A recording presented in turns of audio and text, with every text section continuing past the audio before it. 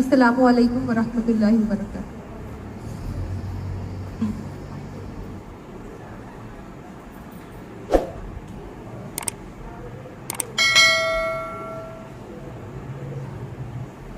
ومن يرتد منكم عن دينه فيمت وهو كافر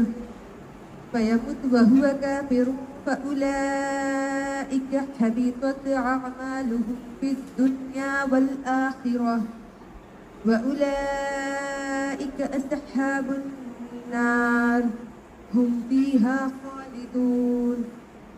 صدق اللہ العظیم۔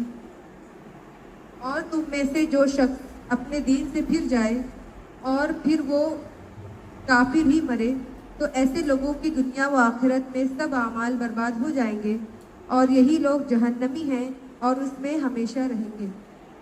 یعنی یہاں پر اس آیت سے مراد یہ ہے کہ ایسے لوگ جو اپنے دین سے پھر جاتے ہیں اور وہ کفر اختیار کر لیتے ہیں یا وہ کافر ہو جاتے ہیں، یہاں پر مراد منافقوں سے بھی ہے، تو ایسے لوگوں کے سارے اعمال برباد ہو جائیں گے۔ یعنی انہوں نے جو بھی اچھے کام کیے ہیں وہ سارے کے سارے برباد ہو جائیں گے، ان کا کوئی حساب کتاب نہیں لیا جائے گا اور وہ سب کے سب جہنم میں جائیں گے، جہنم میں داخل کیے جائیں گے اور جس میں وہ ہمیشہ رہیں گے۔ اللہم لا تجعلنا منہم۔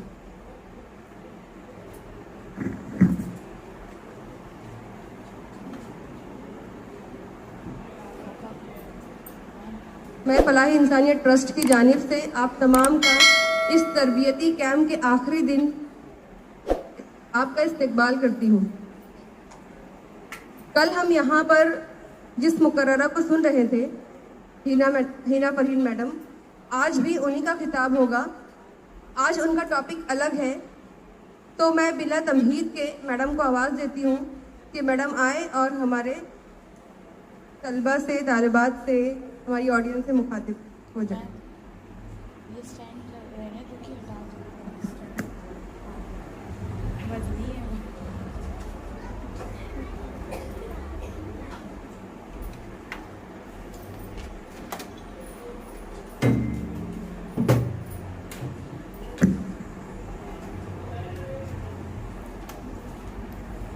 نحمده ونصلي على رسوله الكريم اما بعد فاعوذ باللہ من الشیطان الرجیم بسم اللہ الرحمن الرحیم رب اشرح لي صدری ویسر لي امری واحلل عقدۃ من لسانی یفقہوا قولی۔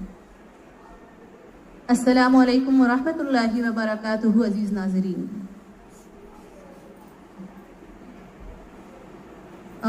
کل ہم نے جس موضوع پر بات کی تھی یاد ہے کسی کو؟ فیشن پرستی اور اس کی نحوست۔ کہیں یہاں سے جانے کے بعد آپ کو ایسا تو نہیں محسوس ہوا کہ ہم پر بہت ساری قیود ہیں، بہت ساری پابندی ہے، ہم سیلفی نہیں لے سکتے، ہم سٹیٹس نہیں لگا سکتے، ہم جدید لباس کے تراش خراش کے کپڑے نہیں پہن سکتے، اور بہت ساری باتیں جو ہم نے کی تھی؟ کہیں آپ کو ایسا محسوس ہوا کیا کسی ایک کو بھی کہ ہم بہت قید و بند کی زندگی گزارنے پر مجبور ہیں اسلام میں؟ Anybody of you for a fraction of second? دیکھیں، اسلام ہمیں خوشی منانے سے نہیں روکتا، بلکہ خوشی منانا فطرت کے عین مطابق ہے، موافق ہے، اور اسلام خوشی منانے کی نہ صرف بالکل اجازت دیتا ہے بلکہ ترغیب دیتا ہے۔ بس اتنا سا قاعدہ ہے، اتنا سا اصول ہے کہ حد کے اندر ہمیں رہنا ہے۔ اب وہ حد کیا ہے یہ جاننے کے لیے ہمیں دین کو سمجھنا اور سیکھنا پڑے گا، جو 10 دنوں کے اندر ممکن نہیں ہے۔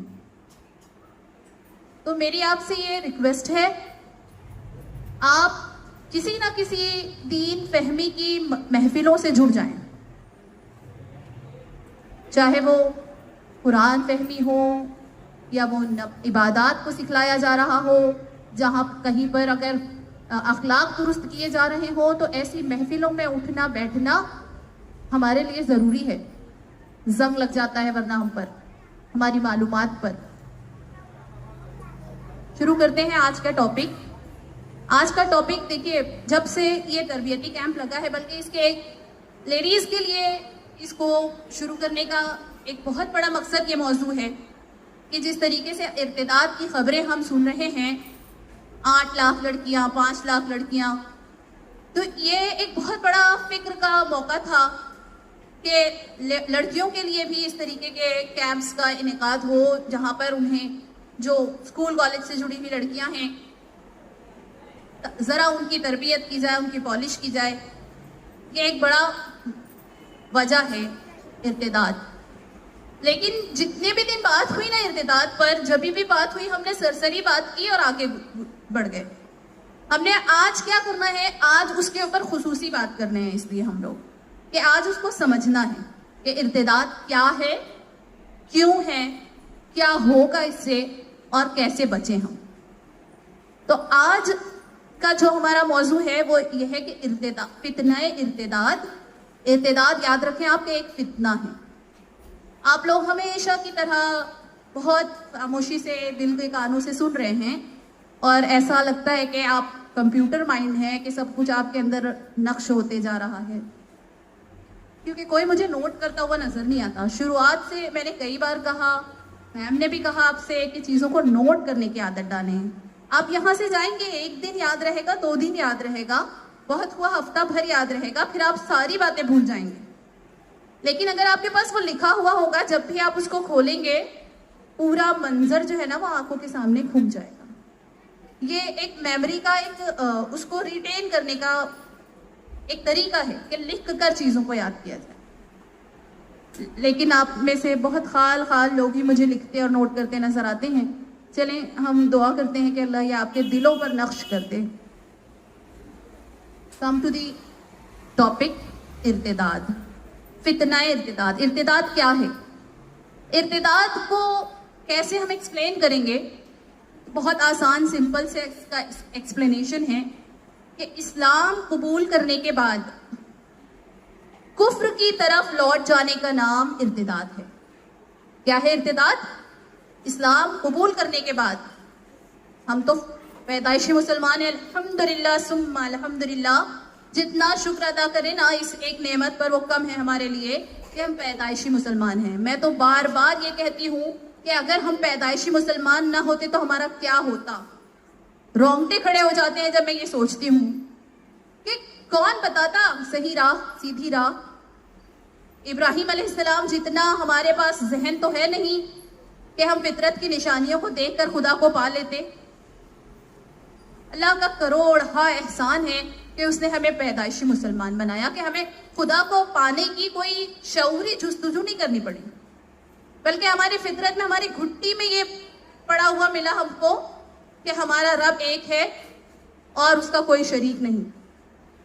اللہ کا بے شمار کرم ہے اس پر، ہم کو اٹھتے بیٹھتے شکر ادا کرنا چاہیے. تو ارتداد کیا ہے کہ اسلام قبول کرنے کے بعد، ٹھیک ہے ہم پیدائشی مسلمان ہیں، لیکن کسی اور مذہب کو اتنا زیادہ پسند کر لینا کہ اپنے مذہب میں کیڑے نظر آئیں اور اس مذہب کو اختیار کر لینا، یہ ارتداد ہے. ارتداد کے متعلق قرآن کریم میں کیا وعیدیں وارد ہوئی ہیں سنیے آپ. کچھ آیتوں کا میں یہاں پر قرأت کر رہی ہوں، مطلب میں اس کا ترجمہ پڑھوں گی. ان میں سے ایک آیت تو ابھی جو میڈم نے پڑھی، سورہ بقرہ کی آیت نمبر 217 کہ اور اگر تم میں سے کوئی شخص اپنا دین چھوڑ دے اور کافر ہونے کی حالت ہی میں مرے تو ایسے لوگوں کے اعمال دنیا اور آخرت دونوں ہی میں عقارت ہو جائیں گے. ایسے لوگ دوزخ والے ہیں اور وہ ہمیشہ اسی میں رہیں گے. یہ قرآن کہہ رہا ہے، اللہ کہہ رہا ہے کہ جو دین کو چھوڑ دے گا اس کا یہ انجام ہوگا. آگے سورہ آل عمران میں آیت نمبر 90 اور 91 میں ارشاد ہوا ہے کہ جن لوگوں نے ایمان لانے کے بعد کفر اختیار کیا پھر کفر میں ہی بڑھتے چلے گئے، ان کی توبہ ہرگز قبول نہ ہوگی. ایسے لوگ راستے سے بالکل ہی بھٹک چکے ہیں. اور جن لوگوں نے کفر کو اپنایا اور کافر ہونے کی حالت ہی میں مرے ان میں سے کسی سے پوری زمین بھر کر سونا قبول نہیں کیا جائے گا، خواہ وہ اپنی جان چھڑانے کے لیے اس کی پیشکش ہی کیوں نہ کریں۔ ان کو تو دردناک عذاب ہو کر رہے گا اور ان کو کسی قسم کی مددگار میسر نہیں آئیں گے۔ یہ ہے اتنی بڑی وعید کہ اگر اسلام کو چھوڑ کر لوگ کفر میں داخل ہو جائیں اور پھر آخرت کے روز انہیں احساس ہو کہ ہاں بھائی غلط کر دیے تھے ہم، اور پورا زمین بھر کر سونا دینا چاہیں تو وہ ان سے قبول نہیں کیا جائے گا۔ ایمان اتنی بڑی دولت ہے، اور ایمان سے آج لوگ کیسے کھیل رہے ہیں، اور یہ فتنہ جو پیدا ہوا ہے اب ہم اس کے اسباب پر بات کرنے جا رہے ہیں۔ کیوں لوگ مرتد ہوتے ہیں؟ پہلے ہم بات کرتے ہیں اس کی ابتدا، کہ اس کی ابتدا کب کیسے ہوئی۔ نبی کریم صلی اللہ علیہ وسلم کی وفات کے بعد بنو فزارہ، بنو اسد، بنو عامر اور اطفان کے قبائلیوں نے اسلام کو چھوڑ کر اپنے آبائی مذہب پر واپس پھر گئے تھے۔ کیونکہ ان کی جو یہ مدینہ اور مکہ کے اطراف کے قبائلی علاقے ہیں جہاں اسلام جو ہے دلوں میں جڑ نہیں پکڑا تھا، جہاں اسلام نے، اور صرف وہ وفاداری کی صورت میں انہوں نے اسلام قبول کیا تھا۔ جب آپ صلی اللہ علیہ وسلم اس دنیا سے رحلت فرما گئے تو انہیں لگا کہ جو سب سے مرکزی قیادت تھی وہ اب ختم ہو چکی ہے، لہٰذا اب اگر ہم اپنے مذہب پر، یہ اسلام بھی چند روز میں ختم ہو جائے گا، ہم اپنے مذہب پر واپس جا سکتے ہیں، اپنے قدیم مذہب پر۔ اللہ کا احسان اور کرم ہے کہ حضرت ابو بکر صدیق رضی اللہ عنہ نے یہ کہا کہ اگر انہوں نے کہا تھا کہ ہم اس طریقے سے مرتد ہونے کے انہوں نے راہ نکالی کہ ہم سب تو کریں گے، ہم نماز پڑھیں گے، ہم روزے رکھیں گے، مگر ہم زکوٰۃ نہیں دیں گے۔ ابو بکر رضی اللہ عنہ نے فرمایا کہ اللہ کی قسم اگر کوئی ایک اونٹ کو باندھنے والی رسی کے بقدر دینے سے انکار کرے گا تو میں اور یہ تلوار ہم اس سے بھی لڑیں گے، کہ اللہ کے رسول کا لایا ہوا دین مکمل کامل، اس میں اب کسی بھی تردید کی، اس میں کسی کمی کی گنجائش نہیں ہے۔ اور ابو بکر رضی اللہ عنہ نے اس فتنے کا وہاں پر خاتمہ کیا۔ اسی طرح آپ صلی اللہ علیہ وسلم کی وفات کے بعد کچھ مردود ناہنجار لوگ جنہوں نے نبوت کا دعویٰ کیا، جیسے مسلمہ کذاب اور اسود عنسی وغیرہ، سجا بھی تھی اس میں، انہوں نے جو نبوت کا دعویٰ کیا تو کچھ کم عقل لوگ ان کے ساتھ ہو لیے اور انہوں نے بھی ارتداد کے مرتکب ہو گئے، انہوں نے بھی اسلام کو چھوڑ دیا۔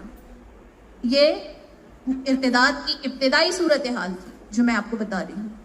اب ہم آج ارتداد کی موجودہ صورتحال کا جائزہ لیتے ہیں، آج کے زمانے کا ارتداد، آج جو کہ ہم لوگ سننے بیٹھے ہیں، ایک موضوع بہت اہم، کیونکہ یہ براہ راست دیکھیے ہم میں سے کسی کی زندگی سے نہیں جڑا، لیکن ہم نہیں کہہ سکتے ہیں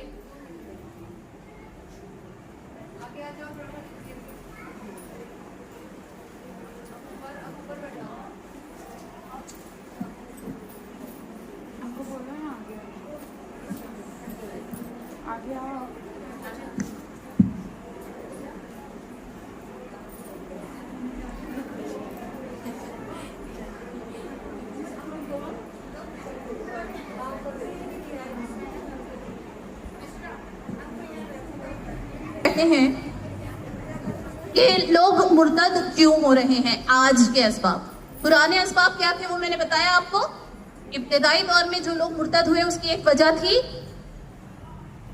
کہ اسلام ان کے دلوں میں جڑ نہیں پکڑا تھا، اور وہ صرف چونکہ مسلمانوں کا غلبہ ہو گیا تھا، ہر طرف اسلام چھا رہا تھا، اور وہ اس قسم کے لوگ تھے کہ روح ہو ہوا کا، ادھر ہو چلو جدھر ہو روح ہوا کا، اور انہوں نے اسلام قبول کر لیا. جب آپ صلی اللہ علیہ وسلم اس دنیا سے رخصت ہوئے تو ان کا دین بھی رخصت ہوا.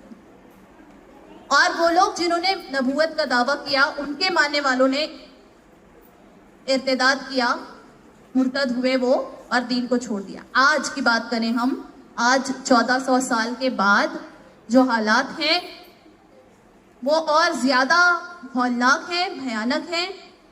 کیوں مرتد کیوں ہو رہے ہیں؟ آج ہم اس کی وجہ لسٹ آؤٹ کرتے ہیں. ٹھیک ہے, کیا وجہ ہے کہ لوگ اسلام کو چھوڑ کر جا رہے ہیں؟ پہلی وجہ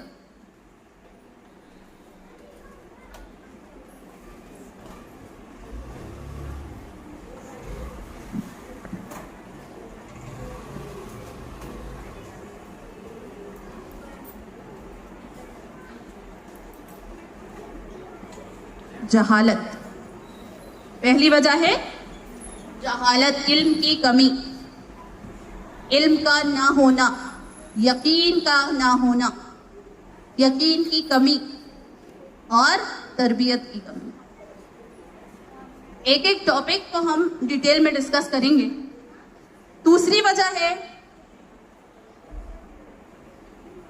اسلامی حکومت کا قیام نہ ہونا. ہم کسی اسلامی حکومت کے زیر سایہ رہتے ہیں کیا؟ اسلامی حکومت قائم ہے کیا ہمارے ملک میں؟ بہت کم ایسے ملک ہیں, ایسے تو کئی ملک ہیں جہاں اسلامی حکومت قائم ہے آج بھی, لیکن در حقیقت مدینہ والی اسلامی حکومت بہت کم خال ہمیں کہیں نظر آ جاتی ہے ایک دو ملک میں. تیسرا ریزن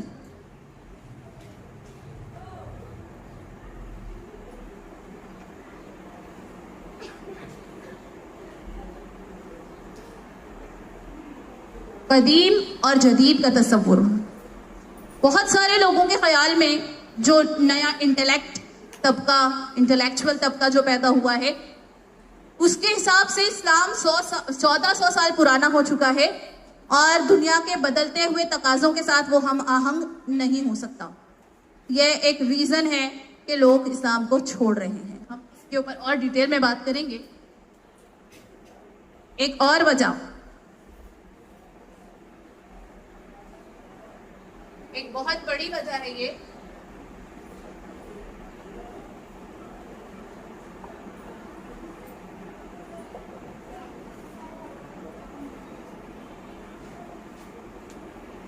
غیر مسلموں کا ایک باقاعدہ گروہ ہے جو ایک منصوبہ بند طریقے سے منظم سازش رچ رہا ہے کہ یہ مسلمان کی جان اور مال کا نقصان کوئی نقصان نہیں ہے, اس کے ایمان کا نقصان ہونا چاہیے. اس کے ایمان کا خاتمہ در حقیقت مسلمان کا خاتمہ ہے, اسلام کا خاتمہ ہے, ایسا وہ سمجھتے ہیں. اور اس کے تحت انہوں نے باقاعدہ پلاننگ کی ہے. اس پر بھی بات کریں گے ہم. اگلا جو ہمارا موضوع ہے وہ فحاشی ہے. فحاشی عریانیت جو فیشن کے نام پر اپنائی جا رہی ہے آج, جدید کلچر, مغربی کلچر جو سیریلوں میں دکھایا جا رہا ہے, فلموں میں دکھایا جا رہا ہے, فلمی سوشل میڈیا کے ذریعے جو فلمی جو اداکار ہیں ان کی زندگی کی جو چمک چوند ہے وہ جو متاثر کر رہی ہے. رہتے ہیں وہ لیو ان ریلیشن میں, بغیر شادی کیے میاں بیوی کے ساتھ کی طرح رہتے ہیں. وہ ساری چیزیں اٹریکٹ کر رہی ہیں آج پڑھے لکھے, جو زیادہ پڑھا لکھا انٹلیکٹ جو سوسائٹی ہے اسے. پھر ایک بہت بڑا فتنہ کل بھی ہم نے اس پر ڈسکس کیا تھا, موبائل کا بڑھتا ہوا اور غلط استعمال. ماں باپ کی تربیت میں کمی, تربیت میں جو کمی ہو رہی ہے وہ بھی ایک ریزن ہے. ایک بہت اہم مسئلہ جو کل بھی ڈسکس ہونے سے رہ گیا تھا, موسیقی, music. It is very very difficult, بہت مشکل ہے موسیقی سے آج پیچھے چھڑانا. ہم چاہتے ہوئے بھی اور نہ چاہتے ہوئے بھی اس کو سنتے ہیں، کیونکہ ہم نہیں لگا رہے، ہم نہیں سننا بھی چاہتے، ہم دوسروں کا سٹیٹس دیکھ رہے ہیں، میوزک سے بھرا ہوا سٹیٹس، جا رہے ہیں کہیں راستے کا فوٹو، راستے کا ویڈیو، اور اس پر لگا دیا کوئی گانا۔ موسیقی جنسی جذبات کو ابھارنے کا کام کرتی ہے۔ پھر ہم اس کے اوپر اور بات کریں گے۔ ایک اور ریزن،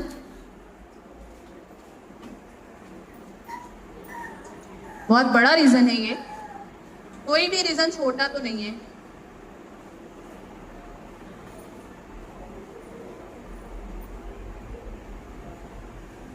مخلوط تعلیمی نظام، کو ایجوکیشن۔ میں خود کو ایڈ میں پڑھاتی ہوں اور میں نے خود اپنی آنکھوں سے دیکھا ہے کو ایڈ کے جو فساد ہے، اس کے جو مسائل ہیں، ان کو ہم سب ایکسپیرینس کر رہے ہیں۔ اگر ہمارا بس چلے نا، اگر ہمیں کسی دن اختیار دے دیا جائے ایجوکیشن سسٹم میں کوئی تبدیلی لانے کا، تو سب سے پہلا کام جو ہم کریں گے یہ ہے، اس کو ختم کریں گے۔ سیپریٹ، گرلز کے لیے الگ تعلیمی نظام ہونا چاہیے اور بوائز کے لیے الگ۔ اس نے بہت بڑا خرابہ مچایا ہوا ہے۔ تو یہ سارے اسباب ہیں، ان سارے اسباب کو چلیے ایک ایک کر کے ڈسکس کرتے ہیں۔ ایمان کی کمزوری کیا ہے؟ ایمان کی کمزوری، ہم تو کہیں گے کہ ہم تو اللہ کو رب مانتے ہیں، ہم تو یہ مانتے ہیں کہ اللہ کے سوا کوئی خدا نہیں ہے، اور ہم اپنی ساری ضروریات بھی اسی سے مانگتے ہیں۔ ہاں، کبھی کسی بزرگ کا سہارا لے لیتے ہیں، وسیلہ بنا لیتے ہیں۔ یہ ایمان کی کمزوری ہے، یہ ایمان کی کمزوری ہے، یہ ہم کو یقین رکھنا ہے۔ دیکھیے، مومن تو ہر حال میں جو ہے وہ فائدے میں چلتا ہے۔ ہم تو کہتے ہیں مومن کے تو دونوں ہاتھ میں لڈو ہے۔ اگر مشکل ہے، مصیبت ہے تو صبر کرتا ہے، اس کا اجر پاتا ہے، اور اگر نعمتیں ہیں تو اس کا شکر کرتا ہے اور اس پر اجر پاتا ہے۔ تو ایمان کی جو کمی ہے نا، ہم اپنی ڈیلی لائف میں دیکھیں اس کو۔ آج پیسہ خدا بن چکا ہے۔ پیسہ نو ڈاؤٹ سب سے بڑی آج ضرورت ہے، بنیادی ضرورت ہے، مگر پیسہ خدا نہیں ہے۔ ہم کو لگتا ہے پیسے سے ہوتا ہے۔ پیسہ it is just a means, یہ صرف ایک ذریعہ ہے۔ لیکن آج ہم نے اپنا ڈالر اور دینار کو اپنا قبلہ و کعبہ بنا لیا ہے۔ یہ ایمان کی کمی ہے۔ ماں باپ مصروف ہے پیسے کمانے میں، اور بچوں کے ہاتھ میں موبائل ہے، اچھے سے اچھا کھانا کھلا رہے ہیں، اچھے سے اچھا لباس پہنا رہے ہیں، اچھے سے اچھے کانوینٹس میں داخل کر دیا ہے، اور پھر بس یہاں پر ختم ہو گئی ماں باپ کی ذمہ داری۔ تربیت نہیں ہو رہی۔ تربیت کے نام پر ایسا گہرا سناٹا ہے کہ ہم اس کو اپنے آس پاس محسوس کرتے ہیں۔ جو درد مند دل رکھتے ہیں ان کو یہ خود سمجھ میں آتا ہوگا کہ کیسے مائیں جو ہیں وہ تربیت کے نام پر پاکستانی ڈرامے دکھا رہی ہیں بچوں کو۔ اچھے کپڑے پہنا دینا، اچھا کھانا کھلا دینا، اچھے اسکولوں میں پڑھا دینا، اور اللہ کی وحدانیت کا اس کے دل میں عقیدہ راسخ نہ کرنا بہت بڑی پکڑ ہے۔ بہت پوچھ ہوگی اس پر۔ پھر ان کو کیا لگتا ہے جب وہ جاتے ہیں بچے ماڈرن تعلیمی نظام میں جاتے ہیں، اسکول کالج یونیورسٹیز جاتے ہیں، جب وہ پروفیشنل اداروں میں جاتے ہیں، اور ویسے تو تعلیم میں بھی ہماری قوم اتنی ہی پیچھے ہے۔ اعلیٰ تعلیمی اداروں میں مسلمانوں کا فیصد آج بھی 2 اور 3% کے قریب ہے۔ تو وہاں کے کلچر سے وہ متاثر ہو جاتے ہیں۔ ہمارے اسٹوڈنٹ تھی، ایک PhD کیا تھا اس نے،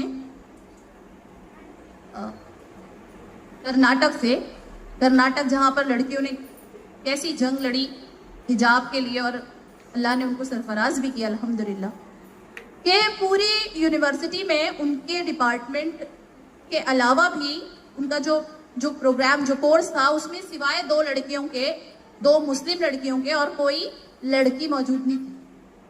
फिर ऐसे कोएड में जहाँ पर लड़की और लड़का एक साथ पढ़ रहे हैं और बाहर जाकर थोड़ा और मैच्योर हो जाते हैं जब, तो वो और ज़्यादा आज़ाद हो जाते हैं, तो वो उनका मज़हब देखते हैं, उनका कल्चर समझते हैं, उनको वहाँ पर आसानी नज़र आती है, हमारे यहाँ अपने इसमें पाबंदी नज़र आती है, तो उनको बोझ महसूस होता है। फिर दूसरा रीज़न जो मैंने कहा कि इस्लामी हुकूमत का क़याम ना होना, ये भी इत्तेदाद की बड़ी वजह है कि आज इस्लामी ढांचा है ही नहीं, इस्लामी माशरा ही नहीं है। हम गैरों के माशरे को अपनाए जा रहे हैं और खुशी खुशी अपना रहे हैं, और उनके तरीके से आज शादी ब्याह की रस्में देख लें आप, हल्दी लगाने से लेकर बारात निकालने तक कौन सी रस्म है जो हमारे अपनी दीन की है?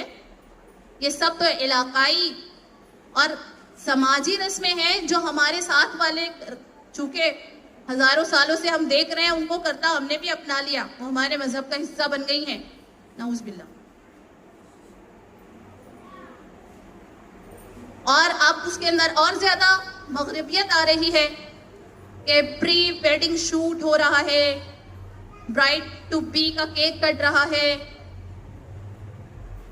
ये जो है मगरिबी माशरे का और गैर मुस्लिम माशरे का असर है। चूंकि हम हिंदुस्तान में रहते हैं, हिंदुओं की अक्सरियत है यहाँ, उनके मजहब, उनके जो कल्चर है वो बहुत सारा हमारे यहाँ आ चुका है। हमने तो ये भी सुना है, देखा तो नहीं है, कि यूपी में मुस्लिम औरतें भी मांग में सिंदूर भरती हैं और साड़ी पहनती हैं। बहुत बिहार में मैंने सुना है, अपने लोगों से सुना है जो वहाँ के लोग हैं, जो मेरे हल्के में हैं। फिर अगला जो टॉपिक है कि कदीम और जदीद का तस्वुर, कि 1400 साल पुराना इस्लाम और आज जो बदलते दौर के तकाजे हैं, आज के मुताबिक वो पूरा नहीं उतर रहा है। हमें जो हलाल और हराम की तमीज़ है, सूद से रोका जा रहा है, हमें जो पर्दे की तलकीन की जा रही है, वो सब उस ज़माने तक के लिए ठीक थी। मगर आज जैसे जैसे ग्लोबलाइजेशन बढ़ रहा है, जैसे जैसे आज दुनिया एक आलमी घर बन चुकी है, तो आज इतना पॉसिबल नहीं रहा है वो सब। जबकि ये इतनी बड़ी गुमराही है कि अल्लाह की वहदानियत पर सीधा सवालिया निशान, अल्लाह के रब होने पर, उसके मालिक होने पर सीधा सवालिया निशान। कि अल्लाह को नहीं मालूम था कि 21वीं सदी में ये सारी इजादात होंगी, ये सारी दरियाफ्तें होंगी, दुनिया का रहन सहन इस तरह बदल जाएगा। तो दीन फितरत है ना, हमारा इस्लाम तो दीन फितरत है, निज़ाम हयात है। आज 1400 साल से पहले से लेकर आखिरी आने वाले इंसान तक के लिए इसके ऊपर अमल करने की हर मुमकिन सूरत मौजूद है। अगर हमें अमल करना है तो हम मौके निकालेंगे, अगर हमें अमल नहीं करना तो हम एक्सक्यूजेस ढूंढेंगे। एक बहुत बड़ा टॉपिक है ये कि गैर मुस्लिम बाकायदा मनसूबा बंदी कर रहे हैं। मौलाना सज्जाद नुमानी का मैं सुन रही थी बयान, वीडियो क्लिप, कि 6 लाख लड़कियां मुर्तद हो चुकी और उनके लिए बाकायदा एक प्लानिंग चल रही है। आरएसएस और जो भगवा तंजीमें हैं, उन्होंने करोड़ों मुसलमान जो हिंदू लड़के हैं उन्हें इस बात की ट्रेनिंग दी है कि जाओ मुस्लिम लड़कियों को अपने मोहब्बत के जाल में फंसाओ, उनसे जिस्मानी ताल्लुकात कायम करो, उनसे शादी करो, उनका मजहब तब्दील कर दो। इसके बदले में उन्हें क्या मिलेगा? उन्हें मिलेगा 2.5 लाख का चेक, एक घर और नौकरी। अंधा क्या चाहे? 2 हाथ, 2 आंखें और 2 हाथ, सब मिल रहा है उनको। हिंदू लड़की से शादी करने में कितनी मुसीबत है उनके लिए कि जहेज का इंतजाम करो, बारात का खर्च करो, اور یہاں تو ان کو سب بیٹھے بٹھائے مل رہا ہے، تو کیوں نہیں کریں گے وہ اس مشن پر دل و جان سے خدمت کیوں نہیں کریں گے؟ کہ ان کے مذہب میں بھی آ رہی ہیں وہ لڑکیاں، ان کو گھر بھی مل رہا ہے، جاب بھی مل رہی ہے، پیسہ بھی مل رہا ہے، تو شوق سے کریں گے وہ کام، اور شوق سے وہ کر رہے ہیں. یہی تو وجہ ہے. کل کی میں خبر سنا رہی ہوں آپ کو، کل پیپر میں نے پڑھا، چونکہ نام کا ذکر ہے اس لیے میں بتا رہی ہوں نام آپ کو، کہ لبنہ سکٹے نام کی ایک لڑکی، اگر لوگ پڑھتے ہوں گے اخبار تو انہوں نے پڑھا ہوگا، بھیونڈی کی لڑکی، کلیان کا عاشق تھا اس کا آکاش مکھرجی، اس کے ساتھ بینڈ سٹینڈ پر گئی. بینڈ سٹینڈ بہت مشہور ہے نا، کپل پوائنٹ بھی کہتے ہیں اسے. مطلب ایسا نہیں ہے کہ کوئی کونے کوپرے میں ہے کہ اسے پتہ نہیں چلے گا، اچھی خاصی کھلی جگہ ہے، اور وہاں پر بالکل کوئی بھی کرائم اگر ہوتا ہے تو سمجھ میں آ جائے گا. تو وہاں پر اس لڑکی کے ساتھ، تو اس نے تو دن گزار لیا اس لڑکے کے ساتھ. جب رات ہو گئی تو وہ جانے کی ضد کرنے لگی. وہ لڑکا اسے روکنے لگا اور اس کے ساتھ زیادتی کرنا چاہی تو اس نے انکار کر دیا، اور اس نے کہا کہ اب مجھے جانا ہے. اس پر اس لڑکے کو اتنا غصہ آ گیا کہ اس نے اسے مارنا شروع کر دیا، اور اس کا سر پتھر پر پٹک دیا.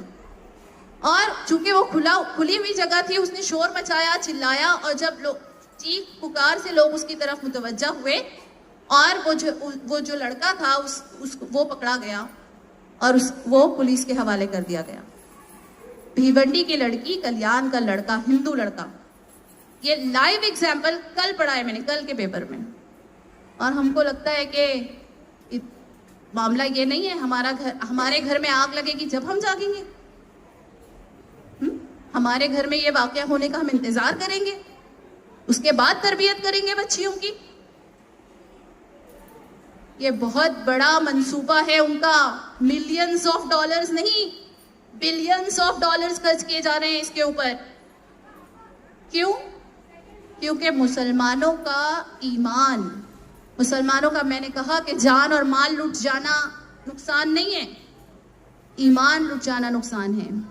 میں سرچ کر رہی تھی آج کہ میں دیکھوں کہ کیا اعداد و شمار ہیں، سٹیٹس، کتنے سالانہ کتنے جو لڑکیاں کنورٹ ہوتی ہیں. تو وہ سرچ کرتے کرتے میں ایک ویب سائٹ پر پہنچی، اس کو پڑھ کر نا آئی واز شاکڈ. مطلب میرا تو دماغ سن ہو گیا.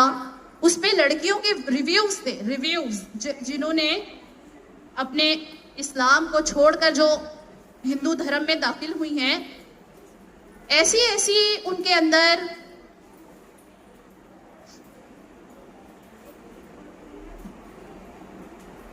ان کے ذہن کے اندر ایسا ارتداد پھنسا ہوا ہے کہ ایسا لگا کہ ہاں چلو ٹھیک ہے، یہ چلے ہی گئے اپنے دین سے تو اچھا ہے، یہ تو صرف رہ کر نقصان پہنچانے والے لوگ ہیں دین کو.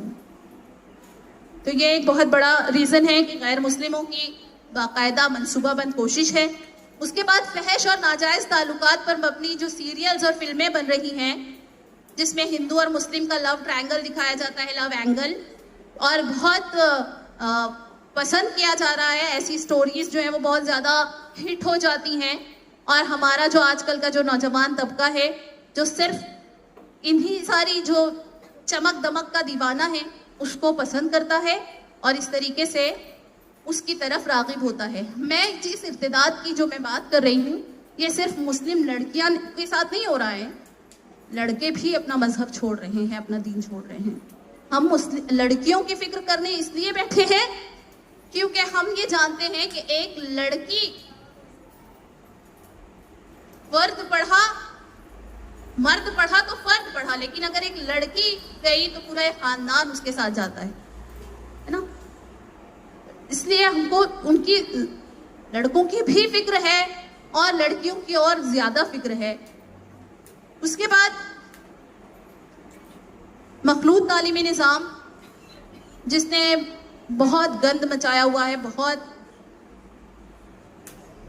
زیادہ. میں نے کہا کل بھی کہ 6ٹھی اور 7ویں جماعت کے بچے افیئرز کر رہے ہیں، اور کانوینٹ اسکولوں میں جب پڑھتے ہیں جہاں پر کو ایڈ میں ملٹی ہیٹروجنس گروپ ہوتا ہے، الگ الگ مذہب کے لوگ ہوتے ہیں. ہم انگلش میڈیم اسکولوں میں دیکھیں تو صرف مسلموں کے تو نہیں ہے نا وہ ادارے، وہاں پر ہندو سکھ عیسائی سارے ہی پڑھتے ہیں. پھر وہ ان کو دیکھ کر ان کے مذہب سے متاثر ہونا، کیونکہ بہت کھلا ہے ان کا مذہب، بہت کھلا ہے، بہت آزادی ہے. اور پھر جن کو اپنی اس پابندی بار لگتی ہے وہ ان کی طرف کھنچتے ہیں، متاثر ہوتے ہیں ان سے اور ان کے جیسا بننا چاہتے ہیں. تو مخلوط تعلیمی نظام نے بہت زیادہ خرابی مچائی ہوئی ہے. اور جہاں تک اس کی میں کہوں گی ہمارے اکابروں کو اس کے بارے میں سوچنا چاہیے، ہماری امت کے جو مخیر حضرات ہیں ان کو سوچنا چاہیے کہ ہمارے اپنے تعلیمی ادارے ہوں اگر پروفیشنل تو ہم کیوں جائیں غیروں کے اداروں میں پڑھنے ہیں. ہاں، ہماری یونیورسٹیز، ہماری ایک یونیورسٹی تھی علی گڑھ مسلم یونیورسٹی، اس کا تک اقلیتی کردار ختم کرنے کے در پر ہیں لوگ. جامعہ ملیہ دیکھ لیں اگر آپ، تو اتنا زیادہ سازش اتنی زیادہ ہے کہ اگر ہم نے اپنے آپ کو نہیں بچایا، اپنی جڑوں کو مضبوطی سے نہیں پکڑا تو یہ آندھی کس کے گھر کے بر و بار اڑا لے جائے کہا نہیں جا سکتا، کس کے آنگن کا پیڑ جو ہے وہ اکھڑ جائے کہا نہیں جا سکتا. موسیقی کے بارے میں یہ کہنا چاہوں گی، یہ بھی ایک فیشن ہے جس کو ہم بہت تیزی سے اختیار کر رہے ہیں اور اس سے پیچھا چھڑانا بھی بہت مشکل ہے، کیونکہ ہم اسی کلچر میں پلے بڑے ہیں جہاں موسیقی بہت عام ہے نا. فلمی گانوں کی میوزک ہو، ریپ سانگز ہو، مغربی موسیقی ہو، ہر ایک موسیقی جنسی جذبات کو بھڑکانے کا کام کرتی ہے. موسیقی سننا کس کو نہیں اچھا لگتا؟ سب سنتے ہوں گے نا، سب سنتے ہوں گے نا، تھوڑی بہت سبھی نے سنا ہوگا. اور موسیقی سننا میں ایک کہتے ہیں کہ روح کی غذا ہے، روح کی غذا. ہاں واقعی روح کی غذا ہے، مگر زہر آلود غذا. موسیقی سننے سے ہوتا کیا ہے، پسند کیوں آتی ہے ہمیں؟ کیونکہ اس کا تعلق سیدھا ہمارے برین سے ہے. یہ تھوڑا سا سائنٹیفک پوائنٹ ہے، صرف ہلکا سا ٹچ کروں گی کہ برین میں ایک ایسا ہارمون ایکسکریٹ ہوتا ہے، خارج ہوتا ہے، ڈوپامین کہتے ہیں اسے، جو ہم کو خوشی دیتا ہے، لذت محسوس ہوتی ہے. موسیقی سننے سے مزہ آتا ہے نا. تو یہ نہ صرف جنسی جذبات کو ابھارتی ہے بلکہ یہ ہمیں اتنا عادی بنا دیتی ہے کہ پھر موسیقی سنے بغیر ہم کو چارہ نہیں ہے. اور پھر آہستہ آہستہ وہ ہمارا مائنڈ سیٹ چینج کرتی ہے. پھر اس میں جو رومانی جو بول ہوتے ہیں، گانوں کے بول دیکھیے آج کیا نہیں بنا دیا ہے لوگوں نے، مطلب ہر حد جو ہے وہ پھلانگ دی گئی ہے. تو گانوں سے نا، جو کان اپنے رب سے سننا چاہیں گے قرآن، وہ گانے سن رہے ہیں. وہ جو گانے سننے والے اپنے رب کا قرآن کیوں کر سن سکیں گے؟ کھلی ہوئی وعید ہے نا کہ جو گانے سنیں گے، موسیقی سنیں گے، ان کے کانوں میں پگھلا ہوا سیسا ڈالا جائے گا بروز حشر. تو کیوں نہیں ہمارے لیے ابھی بھی ہماری آنکھ کیوں نہیں کھل رہی؟ کیوں نہیں ہم اپنے آپ کو ایک قدم روکنے، پیچھے ہٹنے کے لیے تیار کیوں نہیں ہو رہے؟ یہ ساری اقدامات، یہ سارے اسباب ہیں، ٹھیک ہے، اسباب ارتداد ہیں. ان ساری وجہوں کی وجہ سے لڑکیاں جو ہیں وہ مرتد ہوتی ہیں، اسلام کو چھوڑتی ہیں اور اسلام کو چھوڑ کر ایسے مذہب کی طرف جا رہی ہیں جس کی جو اساس ہے نا بے بنیاد ہے،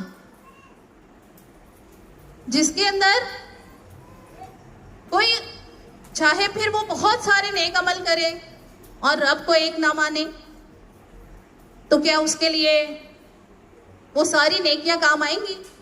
ابھی ہم نے قرآن کی آیت سنی نا کہ ان کے سارے اعمال برباد ہیں، چاہے وہ کتنے ہی اچھے اعمال کرنے والے ہوں، چاہے وہ کتنے ہی غریبوں کی مدد کرنے والے ہوں. اصل دولت تو ایمان کی دولت ہے. اور اللہ کی وحدانیت پر یقین جس دن ہم کو آ گیا، جس دن ہماری جڑ اس یقین پر پختہ ہو گئی، تو پھر ہمیں کوئی آندھی، نہیں ڈگمگا سکتی اپنے راستے سے. عہد نبوی کا ایک واقعہ سنا رہی ہوں آپ کو کہ ام سلیم رضی اللہ عنہا جب بیوہ ہوئی تو مدینہ منورہ کے ایک رئیس زادے نے نکاح کا پیغام بھیجا. ام سلمہ نے دو ٹوک جواب دیا کہ اے ابو طلحہ، اللہ کی قسم آپ کی وہ حیثیت ہے کہ آپ کا پیغام رد نہ کیا جائے. اتنے معزز اور رئیس گھرانے کے تھے. لیکن مشکل یہ ہے کہ آپ کافر ہیں اور میں مسلمان ہوں، اور کسی مسلمان عورت کے لیے یہ مناسب نہیں کہ وہ کافر سے شادی کرے. یہ مسند احمد اور سنن نسائی کا میں درج ہے یہ واقعہ، کہ یہ تو اس وقت کی بات ہے جب نان مسلم سے نکاح کی حرمت جو ہے وہ وارد بھی نہیں ہوئی تھی، کہ ایک مسلمان عورت کی عزت اور عصمت، اس کی غیرت یہ گوارا نہیں کر سکتی کہ وہ ایک ایسے شخص کو کے انڈر میں اپنے آپ کو دے دے، ایسی زوجیت میں اپنے آپ کو دے دے جو اللہ کو ایک نہ مانتا ہو. یہ سارے اسباب جو کہ ہمیں بہت کھل کر بہت واضح اشارہ دے رہے ہیں کہ اگر یہی طریقے سے ہم اپنی زندگی بسر کرتے رہے، اگر ایسے ہی مغرب کے اصولوں پر اپنی زندگی کو ترتیب دیتے رہے، ڈھالتے رہے، اپنے سماج کے مروجہ اصولوں پر اپنی زندگی کی تعمیر کرتے رہے، تو بہت مشکل ہے آگے. مولانا طلحہ نے اپنے بیان میں کہا تھا کہ یہ چوتھی نسل ہے. ارتداد کی طرف ہم ڈائریکٹ نہیں آ گئے.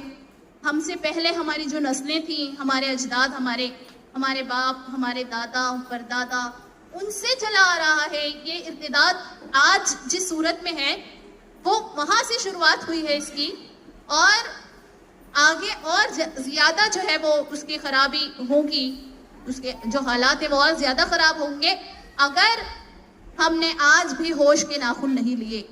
اگر ہم اب بھی سوتے رہے اور کھلا پلا کر سمجھتے رہے کہ تربیت ہو رہی ہے، تو معاف کیجئے آئندہ کیا ہوگا اس کا انجام آج سے ہم کو نظر آ رہا ہے. کیا کریں؟ جو ہو رہا ہے ہونے دیں. اپنے آپ کو بچا لیں، خود کو بچا لیں، خود کو محفوظ کر لیں. دیکھیے مولانا طلحہ نے اپنے بیان میں ایک بات یہ بھی کہی تھی کہ جتنی جا رہی ہیں لڑکیاں اس سے زیادہ آ رہی ہیں لوگ اسلام میں. اس کو بھی میں نے سرچ کیا، اور واقعتاً اگر 8 لاکھ مسلمان مرتد ہو رہے ہیں تو 15 لاکھ جو ہیں نان مسلم عیسائی وہ مسلمان بھی ہو رہے ہیں. اور پوری دنیا میں اگر اللہ کا نام لینے والا ایک شخص بھی نہیں رہا تو بتائیے اللہ کی ربوبیت پر کوئی فرق پڑے گا؟ اللہ رب العزت تو صمد ہے، وہ احد ہے، وہ بے نیاز ہے، اسے ہمارے سجدوں کی ضرورت نہیں ہے. زمین اور آسمان پر اتنی کثرت سے فرشتے ہیں کہ 4 انگل ایک بالش جگہ بھی خالی نہیں ہے جہاں فرشتے اپنے رب کو سجدہ نہ کر رہے ہوں. ہمارے ایک سجدہ نہ کرنے سے اللہ کی شان میں کوئی کمی نہیں آنے والی. یہ تو ہم ہیں جو خسارے میں رہنے والے ہیں، یہ تو ہم ہیں جو نقصان اٹھانے والے ہیں. تو اگر اللہ ہمارا مالک ہے، وہ ہمارا خالق ہے، اس کی پہچان ہمیں ہمارے اندر بہت شروعات میں ہو جانی چاہیے، بہت بچپن میں ہو جانی چاہیے. الحمدللہ ہم نے اسلام کو، اپنے رب کو کسی شعوری کوشش سے نہیں پایا. شعوری کوشش یعنی ہم نے بہت تلاش اور جستجو کر کے رب کو نہیں پایا جیسے ابراہیم علیہ السلام نے پایا تھا، ہے نا. ابراہیم علیہ السلام نے سورج کو دیکھا، کہا یہ میرا رب ہے. چاند کو دیکھا تو کہا یہ میرا رب ہے. پھر وہ ڈوب گیا تو نے کہا ڈوبنے والا میرا رب نہیں ہو سکتا. ستاروں کو دیکھ کر سوچا یہ میرا رب ہے، نہیں یہ بھی ڈوب گئے، ڈوبنے والا کیسے رب ہوگا. پھر سورج کو دیکھ کر انہوں نے یہ خیال کیا کہ یہ میرا رب ہو سکتا ہے. بس انہوں نے بہت غور و فکر کی، اپنی فطرت کے نظاروں میں، اور آخرکار وہ اپنی شعوری کوشش سے پہنچے اور کہا کہ میں تو بے نیاز ہوں ان چیزوں سے جو ڈوبتی ہیں، اور میں تو اس رب کے آگے اپنا رخ یکسو ہو کر کرتا ہوں، ہے نا، جس کا کوئی شریک نہیں ہے۔ ہم کو تو اس طریقے کی ڈھونڈنے کی، تلاش کرنے کی ضرورت نہیں محسوس ہوئی، اور اللہ کا کتنا کرم ہے۔ میں تو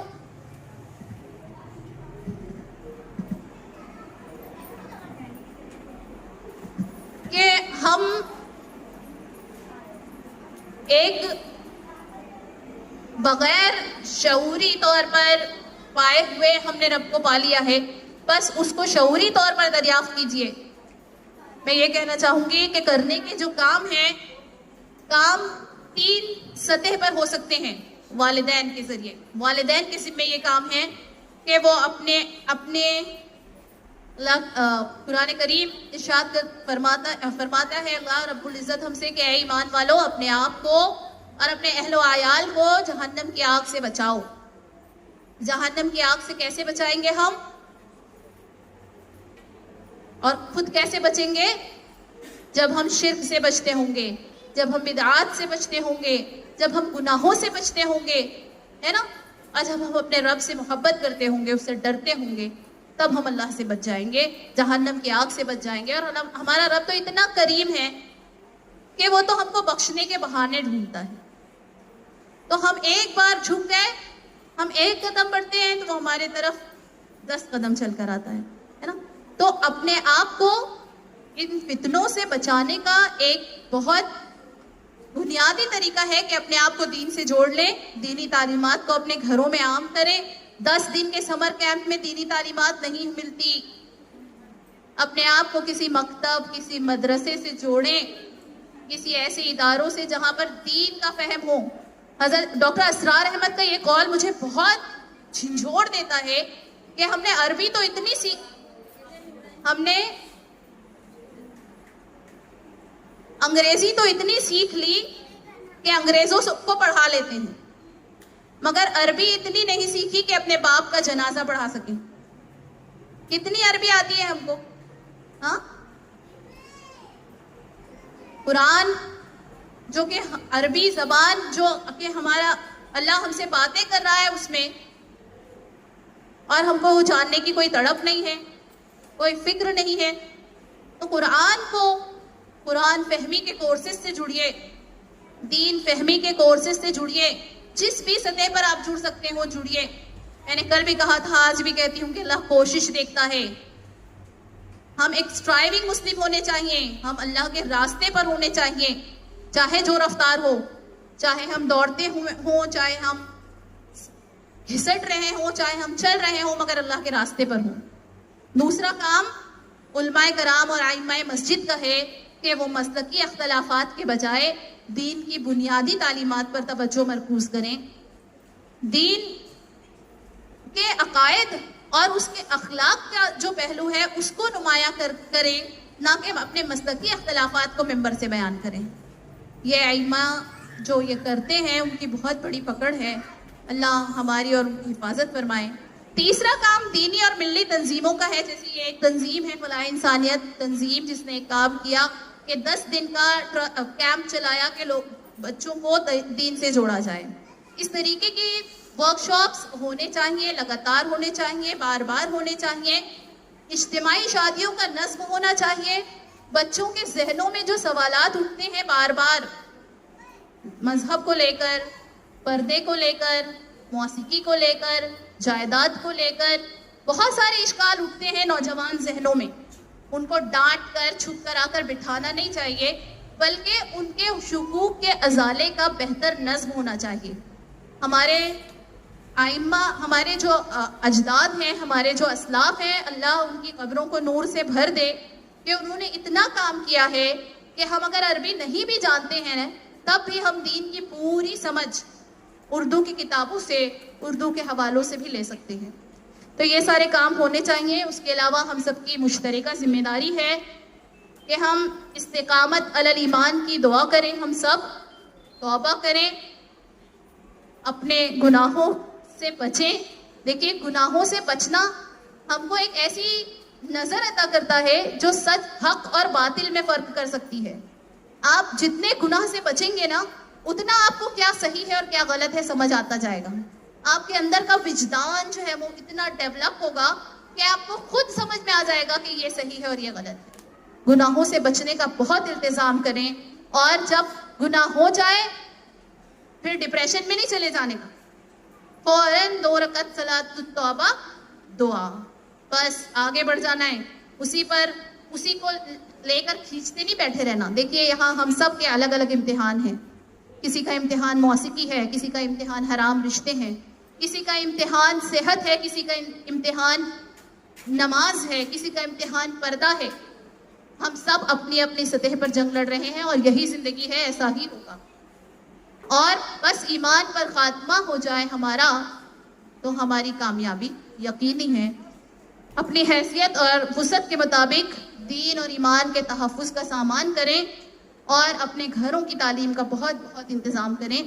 میرے خیال سے وقت میں نے زیادہ لے لیا ہے، آج آخری دن ہے.